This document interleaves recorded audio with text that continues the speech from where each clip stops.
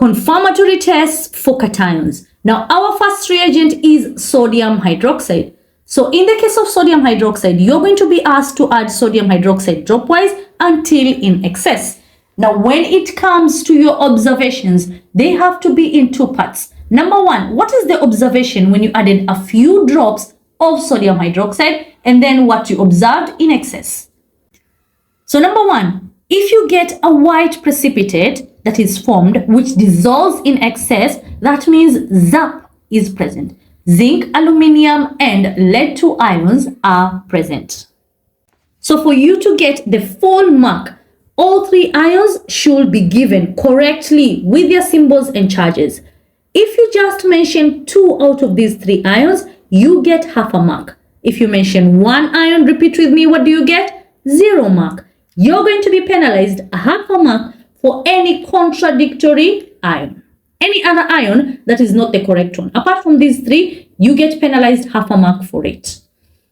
What about if you get a white precipitate, on addition of a few drops, and in excess, the white precipitate persists, it does not dissolve? Then that means either calcium or magnesium ions are present.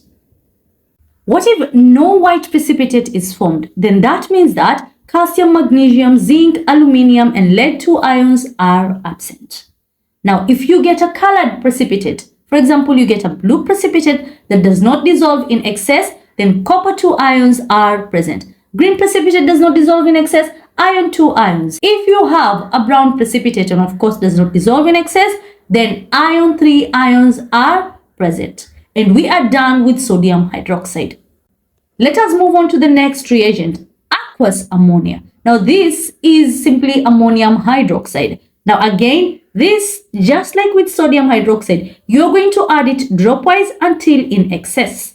Okay, number one, if you get a white precipitate that is insoluble in excess aqueous ammonia, this means that it's either aluminium, lead-2 or magnesium-2 ions that are present. How about if you get a white precipitate but it dissolves in excess to form a colorless solution, then that means that zinc ions are present. Now I have to mention something. You have to clearly state that the white precipitate dissolves in excess to form a colorless solution.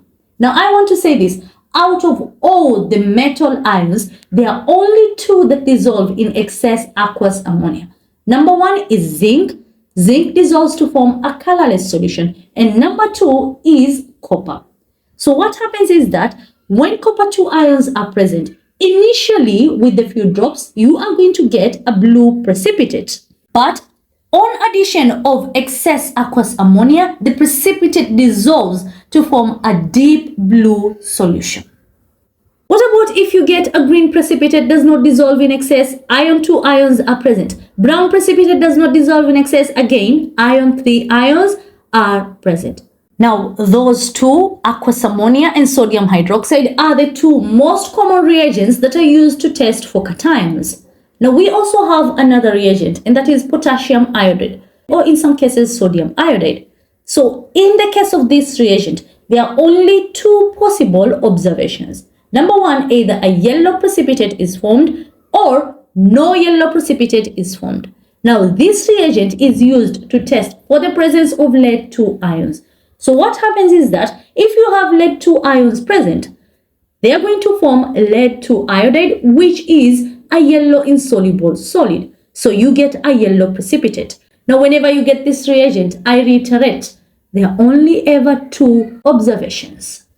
Now, there are also 2 acids that are used in the identification of cations. So you have dilute sulfuric acid and dilute hydrochloric acid. Let's start with dilute hydrochloric acid. This is used to test for the possibility of lead-2 ions or silver ions. Why? Because if silver and lead-2 ions are present, you're going to get insoluble salts. So you're going to get lead chloride and silver chloride, which are insoluble. So there you have it. But if they're absent, of course, you're not going to get any precipitate. Now, what about sulfuric 6 acid? This is used to test for the presence of calcium, barium, and lead-2 ions. Why?